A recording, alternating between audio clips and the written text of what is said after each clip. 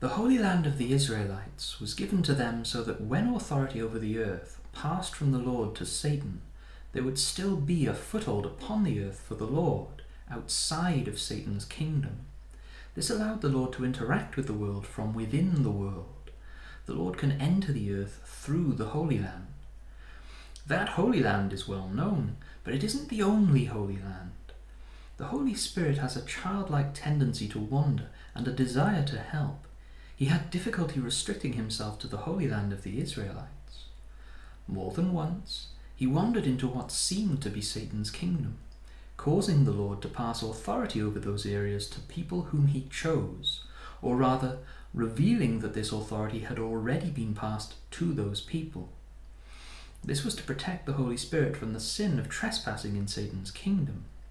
Thus, there were many pockets of Holy Land, some greater than others, but Satan has been gradually swallowing them up over time. There are now fewer of these Holy Lands, but there are still some large territories which lie outside of Satan's kingdom. When I was planning this life, I was given the choice of being born somewhere in the States, or where I was born, in the United Kingdom. I believe these areas are examples, good examples. Such places will have retained a degree of freedom from Satan's control, and may have examples in their history of seeming to have been blessed with the luck of God. They are more likely to have maintained a tradition of faith in the Lord, and freedom will have prospered there, as light workers will have chosen to make these places home, so they could better carry out their work. These other Holy Lands act as backups to the Holy Land of the Israelites, but also they afford some protection to their inhabitants from the worst of Satan's works, which in turn eases the pressure upon the Israelites as the world is less evil than it could have been. Over time, many good places have been subsumed into Satan's kingdom, and he has long sought to conquer every Holy Land. To claim a Holy Land, I suspect that the entire land must be conquered, and its leadership must pass on their authority into Satan's kingdom. The land and the people must be conquered. Some conquests didn't originate from Satan, others did.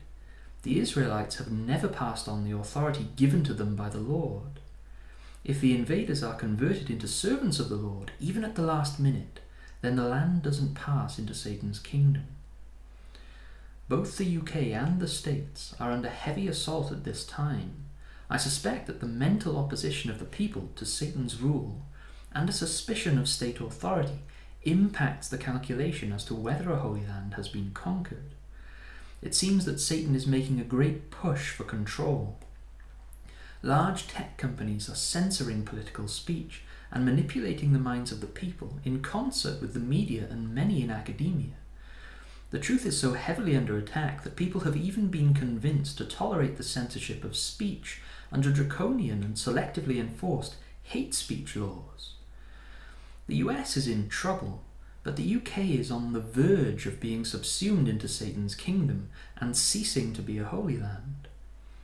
Independence from the European Union should be pursued as though our very souls depend upon it. The only solution ensuring an independent United Kingdom is a no-deal Brexit, a clean break. There must be no compromise on sovereignty. Our highest priority should be to keep our Holy Land free and independent. If sovereignty ever did pass to the EU, then we're fortunate that the King of Kings has set a great precedent. He has authority to lay down his life and to pick it up again. Mirroring him, a monarch has the right to lay down her authority and to pick it back up again. As above, so below. Let's try to get this thing done with as little trauma as possible, shall we? Failure here will make things so much harder on us before the end. Whatever the outcome here, great work is needed to soothe the anger which has been stirred in people's hearts. This is a battle which is won and lost within our hearts. Find within yourselves love, compassion, understanding, acceptance, and peace. We must find the courage to love and accept ourselves and others, along with the wisdom to see the truth of the situation and address it appropriately. I'm leaving another link to a music track below. It's quite appropriate, really, because he did come. in response to the Spirit's travels. All the best.